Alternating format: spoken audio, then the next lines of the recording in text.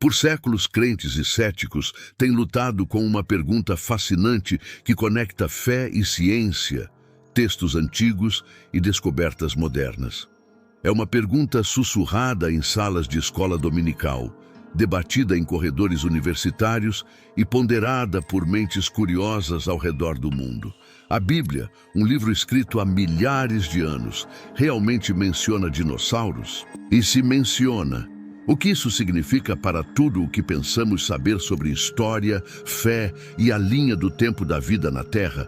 A resposta pode chocá-lo, porque escondidas dentro da antiga poesia e prosa das Escrituras, há descrições de criaturas tão massivas, tão poderosas e tão diferentes de qualquer coisa viva hoje, que elas têm intrigado estudiosos por gerações. Criaturas que alguns acreditam que só poderiam ser uma coisa: dinossauros. Vamos começar nossa jornada no livro de Jó, um dos textos mais antigos da Bíblia, possivelmente escrito há mais de 3.000 anos.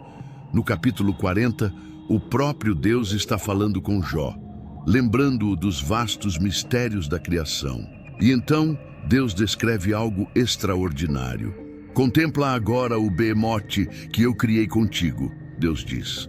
Ele come erva como o boi. Sua força está em seus lombos e seu poder nos músculos de seu ventre. Ele move sua cauda como um cedro, os tendões de suas coxas estão entrelaçados. Seus ossos são como tubos de bronze, seus membros como barras de ferro. Ele é a obra-prima das obras de Deus. Leia essas palavras novamente, devagar. Deixe-as penetrar. Este não é um animal comum. Apenas a cauda é comparada a uma árvore de cedro, uma das árvores mais poderosas do mundo antigo, conhecida por seus troncos massivos que podiam atingir 1,5 metros de diâmetro. Nenhum animal vivo hoje tem uma cauda remotamente comparável a um cedro. Elefantes, suas caudas são apêndices finos como cordas. Hipopótamos, ainda menores. Mas sabe o que tem uma cauda como um cedro? Um dinossauro saurópode. Criaturas como brachiosauro ou argentinossauro, com caudas tão massivas e musculosas que podiam ser usadas como armas, varrendo predadores com força devastadora. A descrição continua: ossos como tubos de bronze, membros como barras de ferro, força no ventre e nos lombos. Esta é uma criatura de enorme poder e tamanho, algo que inspirava temor e medo. O texto afirma explicitamente que Behemoth é a obra-prima das obras de Deus, sugerindo que estava entre os mais impressionantes de todos os seres criados. No hebraico antigo, esta frase também pode significar o principal dos caminhos de Deus, implicando uma criatura de suprema majestade e poder. Alguns estudiosos tentaram explicar Behemoth como um hipopótamo ou um elefante. Mas essas explicações desmoronam sob escrutínio. A cauda de um hipopótamo é curta e pequena, nada como um cedro. A cauda de um elefante, embora mais longa, ainda está longe da majestosa descrição dada. E nenhum animal possui o poder físico esmagador descrito na passagem. O texto está claramente descrevendo algo muito mais magnífico, muito mais terrível do que qualquer criatura que vemos caminhando na Terra hoje. Mas Behemoth não é a única criatura misteriosa na Bíblia. No capítulo seguinte, Jó, capítulo 41, encontramos algo ainda mais aterrorizante: Leviatã. A descrição de Leviatã é nada menos que pesadelo. Deus pergunta a Jó: você pode pescar Leviatã com anzol? Pode colocar uma corda em seu nariz? Ele fará muitas súplicas a você? Ele falará palavras suaves com você? Você brincará com ele como com um pássaro? A implicação é clara. Este é um predador alfa, algo que nenhum humano poderia esperar controlar ou derrotar.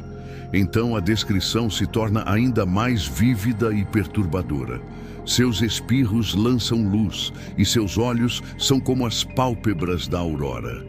De sua boca saem tochas flamejantes, faíscas de fogo saltam para fora. De suas narinas sai fumaça, como de uma panela fervente e juncos ardentes. Seu hálito acende brasas e uma chama sai de sua boca. Cuspidor de fogo, fumaça das narinas, luz piscante dos espirros, pele tão resistente que o ferro é contado como palha, e ele ri do chocalhar das lanças.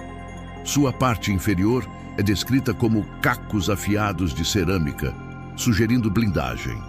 Ele faz o profundo ferver como uma panela e deixa um rastro brilhante na água. Na terra não há nada como ele, uma criatura sem medo. Ele vê tudo o que é alto. Ele é rei sobre todos os filhos do orgulho. O que devemos fazer com isso? Muitos comentaristas modernos descartam Leviatã como puramente mitológico, uma representação simbólica do caos ou do mal. Mas o próprio texto apresenta Leviatã como uma criatura real e física que Deus criou. A descrição é colocada ao lado de outros animais reais e fenômenos naturais, não separada como alegoria ou metáfora. Leviatã poderia ter sido um dinossauro?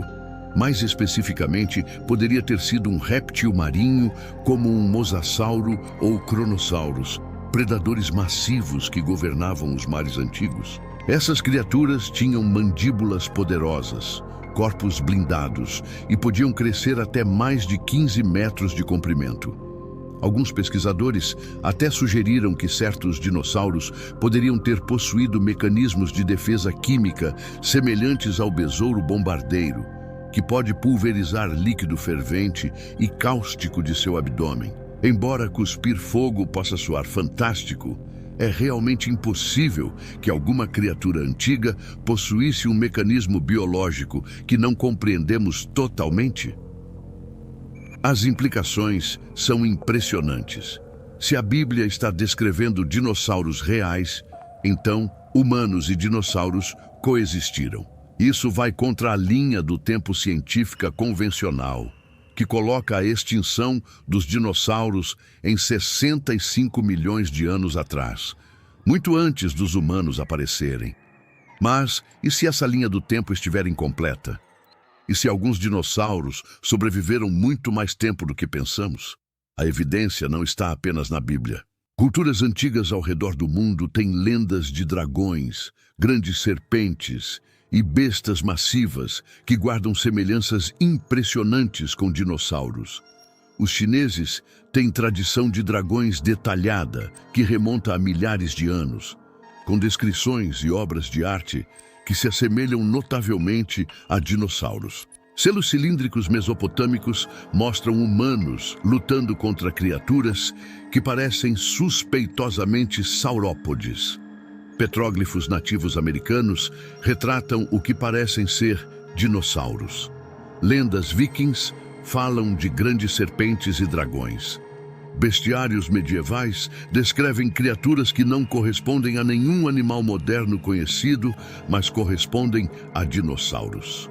Todas essas culturas independentes estavam simplesmente inventando as mesmas criaturas fantásticas?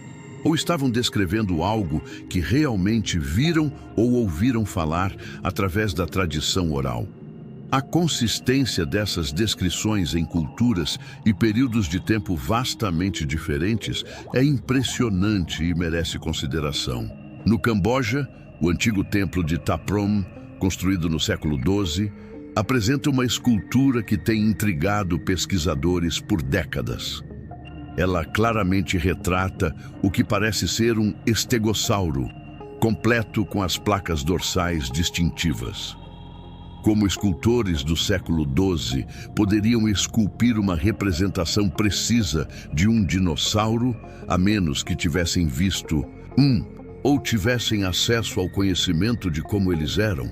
Tecido mole foi encontrado em ossos de dinossauros, incluindo vasos sanguíneos, colágeno e até o que parece ser glóbulos vermelhos intactos. De acordo com o entendimento convencional, tal material orgânico não deveria sobreviver por milhões de anos. No entanto, lá está ele. Isso sugere que os dinossauros não são tão antigos quanto nos disseram? Ou que nosso entendimento de decomposição e fossilização está incompleto? Há também as intrigantes descobertas de pegadas humanas e de dinossauros encontradas nas mesmas camadas geológicas, mais famosamente no rio Paluxy, no Texas. Embora a ciência convencional tenha debatido e frequentemente descartado essas descobertas, a questão permanece. Se humanos e dinossauros foram separados por dezenas de milhões de anos, por que encontramos evidências que sugerem o contrário? O livro de Isaías menciona serpentes voadoras ardentes, no capítulo 30, versículo 6. O livro de Números descreve serpentes ardentes que atacaram os israelitas no deserto. Estas são apenas cobras, ou poderiam ser referências a répteis voadores como pterossauros? Historiadores antigos como Heródoto escreveram sobre répteis voadores na Arábia. Joséfo, o historiador judeu, descreveu criaturas voadoras no Egito. Estavam todos simplesmente confusos ou mentindo? Agora, vamos ser claros. Este tópico está na interseção de fé e ciência, e pessoas de boa vontade discordam sobre a interpretação. Alguns cristãos acreditam que a Terra é jovem, talvez com apenas milhares de anos, o que tornaria a coexistência humano-dinossauro direta. Outros aceitam uma Terra antiga, mas acreditam que os dinossauros sobreviveram mais tempo do que convencionalmente pensado, ou que as descrições bíblicas se referem a animais agora extintos que não eram tecnicamente dinossauros, mas eram igualmente impressionantes. Alguns estudiosos argumentam que Behemoth e Leviatã devem ser entendidos como mitológicos ou simbólicos, representando caos, mal ou o poder de Deus sobre a natureza, em vez de animais literais. Eles apontam que a literatura antiga do Oriente Próximo frequentemente usava imagens fantásticas para fazer pontos teológicos. As audiências originais teriam entendido estes como dispositivos literários, não descrições biológicas. Mas outros contestam que o próprio texto não dá nenhuma indicação de ser simbólico. Quando a Bíblia quer usar linguagem simbólica, geralmente deixa isso claro através do contexto. As descrições de Behemoth e Leviatã são colocadas ao lado de outros animais reais e fenômenos naturais, tratadas como partes reais da criação de Deus, que Jó poderia potencialmente observar ou pelo menos conceber como reais. A questão também levanta considerações teológicas profundas. Se dinossauros e humanos coexistiram, isso muda nosso entendimento de Gênesis, da queda, da morte entrando no mundo. Se dinossauros morreram antes dos humanos pecarem, o que isso significa para a doutrina de que a morte veio através do pecado? Estas não são questões triviais para pessoas de fé. O que podemos dizer com certeza é isto: a Bíblia descreve criaturas que não correspondem a nada vivo hoje. Essas descrições são vívidas, detalhadas e apresentadas como animais reais criados por Deus. Se estes eram dinossauros reais, outra megafauna agora extinta, ou algo completamente diferente, eles apontam para uma criação muito mais misteriosa e maravilhosa do que frequentemente imaginamos. Talvez a lição mais importante aqui seja a humildade. Tanto as comunidades científicas quanto religiosas podem cair na armadilha de pensar que temos tudo resolvido. Mas a verdade é que há muito sobre o mundo antigo que simplesmente não sabemos. O registro fóssil está incompleto. Textos antigos às vezes são ambíguos. Nossos modelos e teorias, embora úteis, são provisórios e sujeitos à revisão à medida que novas evidências surgem. Os humanos poderiam ter vivido ao lado de dinossauros? A resposta convencional é não. Mas a ciência já esteve errada antes. A deriva continental já foi ridicularizada. A ideia de que bactérias poderiam causar úlceras foi descartada por décadas. Tecido mole em ossos de dinossauros era considerado impossível até ser encontrado. Talvez estejamos perdendo algo. Talvez haja mais na história do que atualmente entendemos. O que sabemos é que o mundo antigo estava cheio de maravilhas além da nossa imaginação. Criaturas de tamanho e poder enormes uma vez caminharam nesta terra. Se algumas delas caminharam ao lado de humanos, e se a Bíblia registra encontros com essas bestas magníficas, permanece um dos mistérios mais intrigantes da história.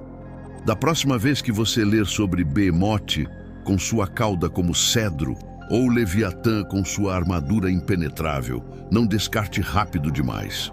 Considere a possibilidade de que nossos ancestrais viram coisas que não podemos imaginar. Viveram em um mundo muito mais estranho e maravilhoso do que nos ensinaram.